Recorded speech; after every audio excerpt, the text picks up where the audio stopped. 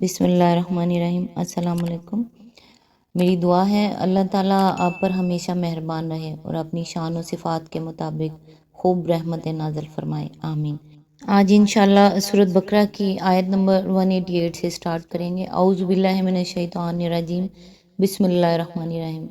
اور تم لوگ نہ تو آپس میں ایک دوسرے کے مال ناروا طریقے سے کھاؤ اور نہ حاکموں کے آگے ان کو اس غرض کے لیے پیش کرو کہ تمہیں دوسروں کے مال کا کوئی حصہ قصداً ظالمانہ طریقے سے کھانے کا موقع مل جائے۔ اس کی تفسیر ہے، اس آیت کا ایک مفہوم تو یہ ہے کہ حاکموں کو رشوت دے کر ناجائز فائدے اٹھانے کی کوشش نہ کرو، اور دوسرا مفہوم یہ ہے کہ جب تم خود جانتے ہو کہ مال دوسرے شخص کا ہے تو محض اس لیے کہ اس کے پاس اپنی ملکیت کا کوئی ثبوت نہیں ہے یا اس بنا پر کہ کسی ایج پیج سے تم اس کو کھا سکتے ہو، اس کا مقدمہ عدالت میں نہ لے جاؤ۔ ہو سکتا ہے کہ حاکم عدالت روداد مقدمہ کے لحاظ سے وہ مال تم کو دلوا دے، مگر حاکم کا ایسا فیصلہ دراصل غلط بنائی ہوئی روداد سے دھوکہ کھا جانے کا نتیجہ ہوگا۔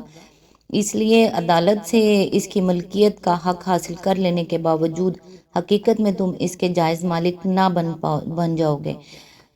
عند اللہ وہ تمہارے لیے حرام ہی رہے گا۔ حدیث میں آتا ہے کہ نبی صلی اللہ علیہ وآلہ وسلم نے فرمایا، یعنی میں بہرحال ایک انسان ہی تو ہوں، ہو سکتا ہے کہ تم ایک مقدمہ میرے پاس لاؤ اور تم سے ایک فریق دوسرے کی بنسبت زیادہ چرب زبان ہو اور اس کے دلائل سن کر میں اس کے حق میں فیصلہ کر دوں، مگر یہ سمجھ لو کہ اگر اس طرح اپنے کسی بھائی کے حق میں سے کوئی چیز تم نے میرے فیصلے کے ذریعے سے حاصل کی تو دراصل تم دوزخ کا ایک ٹکڑا حاصل کرو گے۔ آیت نمبر 189۔ لوگ تم سے چاند کی گھٹتی بڑھتی صورتوں کے متعلق پوچھتے ہیں، کہو یہ لوگوں کے لیے تاریخوں کے تعین کی اور حج کی علامتیں ہیں۔ نیز ان سے کہو، یہ کوئی نیکی کا کام نہیں ہے کہ تم اپنے گھروں میں پیچھے کی طرف سے داخل ہوتے ہو۔ نیکی تو اصل میں یہ ہے کہ آدمی اللہ کی ناراضی سے بچے، لہٰذا تم اپنے گھروں میں دروازے ہی سے آیا کرو، البتہ اللہ سے ڈرتے رہو، شاید کہ تمہیں فلاح نصیب ہو جائے۔ اس کی تفسیر ہے، چاند کا گھٹنا بڑھنا ایک ایسا منظر ہے جس نے ہر زمانے میں انسان کی توجہ کو اپنی طرف کھینچا ہے، اور اس کے متعلق طرح طرح کے اوہام و تخیلات اور رسوم دنیا کی قوموں میں رائج رہے ہیں اور اب تک رائج ہیں۔ اہل عرب میں بھی اس قسم کے اوہام موجود تھے۔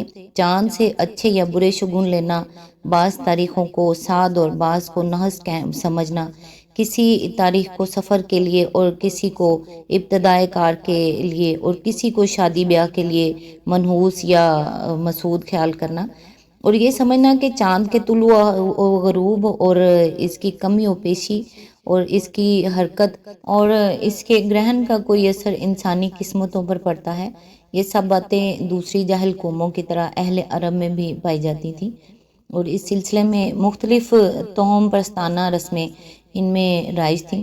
انہی چیزوں کی حقیقت نبی صلی اللہ علیہ وآلہ وسلم نے دریافت کی گئی۔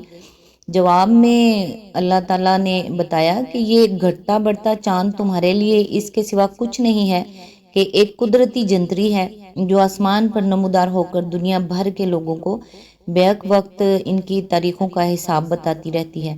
حج کا ذکر خاص طور پر اس لیے فرمایا کہ عرب کی مذہبی، تمدنی اور معاشی زندگی میں اس کی اہمیت سب سے بڑھ کر تھی۔ سال کے 4 مہینے حج اور عمرہ سے وابستہ تھے۔ ان مہینوں میں لڑائیاں بند رہتی، راستے محفوظ ہوتے اور امن کی وجہ سے کاروبار فروغ پاتے تھے۔ من جملہ ان توہم پرستانہ رسموں کے جو عرب میں رائج تھیں، ایک یہ بھی تھی کہ جب حج کے لیے احرام باندھ لیتے تو اپنے گھروں میں دروازے سے داخل نہ ہوتے تھے، بلکہ پیچھے سے دیوار کود کر یا دیوار میں کھڑکی سی بنا کر داخل ہوتے تھے۔ نیز سفر سے واپس آ کر بھی گھروں میں پیچھے سے داخل ہوا کرتے تھے۔ اس آیت میں نہ صرف اس رسم کی تردید کی گئی ہے بلکہ تمام اوہام پر یہ کہہ کر ضرب لگائی گئی ہے کہ نیکی دراصل اللہ سے ڈرنے اور اس کے احکام کی خلاف ورزی سے بچنے کا نام ہے۔ ان بے معنی رسموں کو نیکی سے کوئی واسطہ نہیں جو محض باپ دادا کی اندھی تقلید میں برتی جا رہی ہیں اور جن کا انسان کی سعادت و شقاوت سے کوئی تعلق نہیں ہے۔ آیت نمبر 190، اور تم اللہ کی راہ میں ان لوگوں سے لڑو جو تم سے لڑتے ہیں، مگر زیادتی نہ کرو کہ اللہ زیادتی کرنے والوں کو پسند نہیں کرتا۔ تفسیر ہے، یعنی جو لوگ خدا کے کام میں تمہارا راستہ روکتے ہیں اور اس بنا پر تمہارے دشمن بن گئے ہیں کہ تم خدا کی ہدایت کے مطابق نظام و زندگی کی اصلاح کرنا چاہتے ہو اور اس اصلاحی کام کی مزاحمت میں جبر و ظلم کی طاقتیں استعمال کر رہے ہیں، ان سے جنگ کرو۔ اس سے پہلے جب تک مسلمان کمزور اور منتشر تھے، ان کو صرف تبلیغ کا حکم تھا اور مخالفین کے ظلم و ستم پر صبر کرنے کی ہدایت کی جاتی تھی۔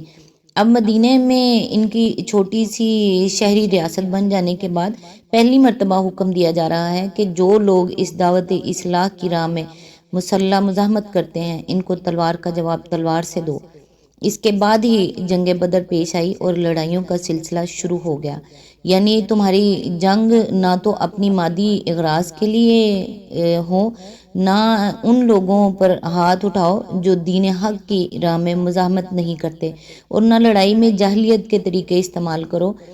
عورتوں اور بچوں اور بوڑھوں اور زخمیوں پر دست درازی کرنا، دشمن کے مقتولوں کا مسئلہ کرنا، کھیتوں اور مویشیوں کو خام خواہ برباد کرنا اور دوسرے تمام وحشیانہ اور ظالمانہ افعال حد سے گزرنے کی تعریف میں آتے ہیں، اور حدیث میں ان سب کی ممانعت وارد ہے۔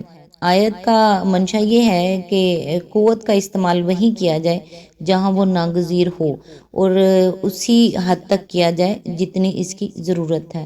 آج تک کے لیے بس اتنا ہی، نیکسٹ انشاءاللہ آیت نمبر 191 سے سٹارٹ کریں گے۔ تب تک کے لیے دعاؤں میں یاد رکھیے گا۔ اللہ حافظ۔